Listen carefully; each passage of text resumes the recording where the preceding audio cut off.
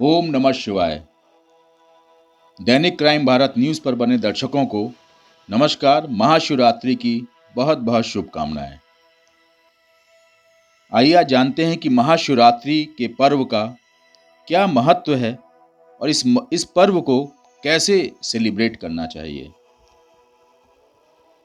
भगवान शिव जो हैं, ऐसा माना जाता है और ऐसा सत्य है और ये साइंटिफिकली प्रूव्ड है कि भगवान शिव जो हैं वो मौन के देवता हैं। भगवान शिव ध्यान के देवता हैं। भगवान शिव शांति के देवता हैं। भगवान शिव योग के देवता हैं और भगवान शिव शक्ति के देवता हैं। तो महाशिवरात्रि भी मौन का पर्व है, ध्यान का पर्व है, शांति का पर्व है, योग का पर्व है और महाशिवरात्रि शक्ति का पर्व है।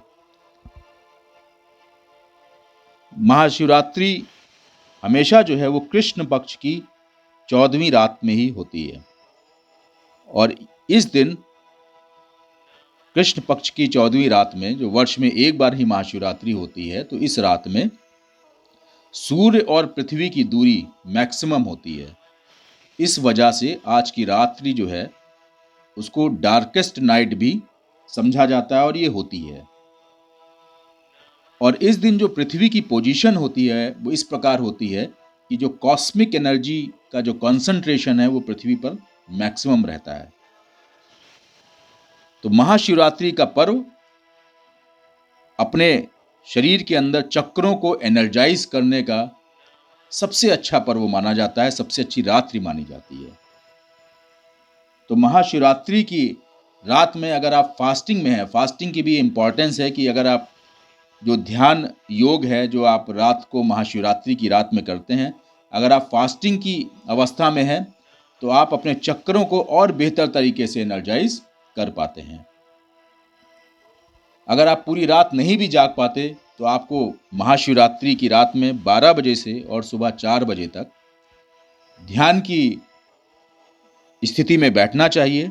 ध्यान की मुद्रा में बैठकर रीढ़ की हड्डी को सीधे रखना चाहिए, गहरी सांस लेकर और धीरे धीरे उसको छोड़ना चाहिए। कुछ बार 2, 3, 4 बार में शायद आप अनुभव तो नहीं कर पाएंगे, लेकिन कुछ समय बाद आप ये अनुभव कर सकते हैं। ये डिपेंड करता है कि आप किस कंसंट्रेशन से ये कर रहे हैं। आप ये अनुभव कर पाएंगे कि जो कमर के ऊपर का हिस्सा है वहाँ पर एक अलग एनर्जी फॉर्म आप महसूस कर सकते हैं।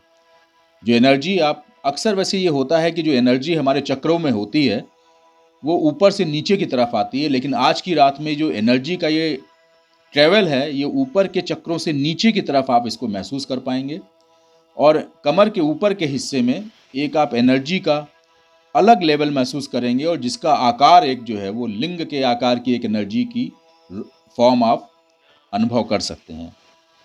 और इसीलिए महाशिवरात्रि की रात में किए गए योग में एक लिंगोद्भव जैसी अनुभव होता है और इसीलिए इसको प्रथम लिंगोद्भव का भी पर्व कहते हैं।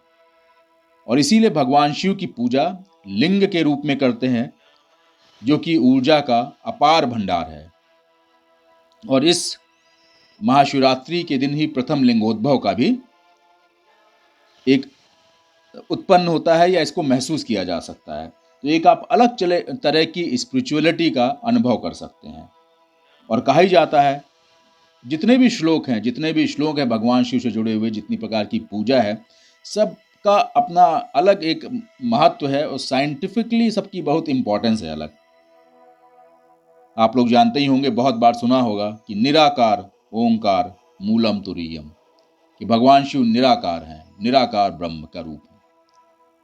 तो आज आप महाशिवरात्रि के पर्व के दिन एक बार इसे करके अनुभव करिए और जीवन में एक अलग रूप की एनर्जाइज अपने आप को करिए और एनर्जी से भरपूर जीवन जीने का प्रयास करिए।